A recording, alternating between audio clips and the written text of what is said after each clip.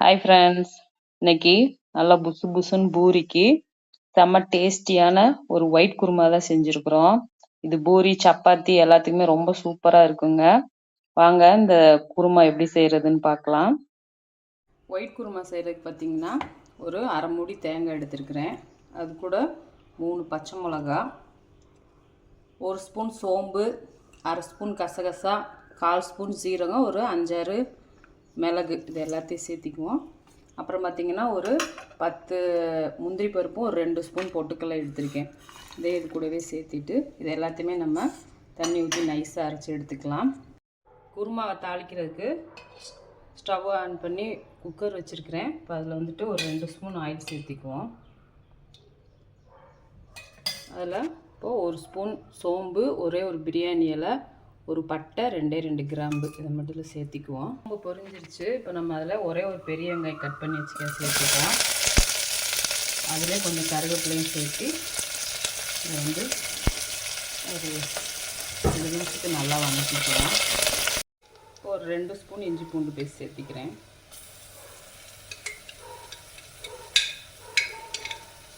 இதையும் நம்ம பச்சை வாசனை போகிற வரைக்கும் நல்லா வதக்கிக்கிறோம். பூண்டோட பச்சை வாசனைலாம் போயிடுச்சு.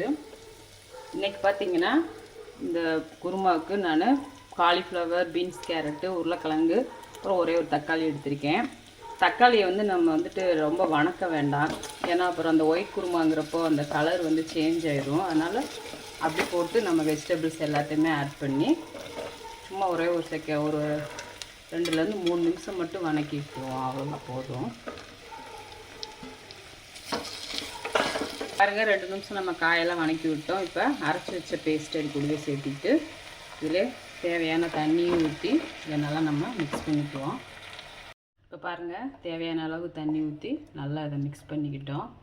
இப்போ இதுக்கு தேவையான உப்பு போட்டுக்குவோம். நம்ம இந்த குருமாவில் நீங்கள் பச்சை பட்டாணி இருந்தால் அது சேர்த்துனீங்கன்னா இன்னும் ரொம்ப டேஸ்ட்டாக இருக்கும். இன்றைக்கி எங்கள் வீட்டில் இல்லை, அதனால் சேர்த்தலை.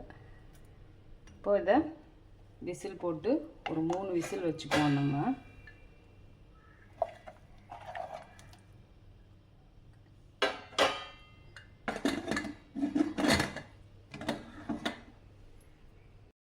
பாருங்கள், 3 விசில் வச்சு எடுத்துட்டோம்.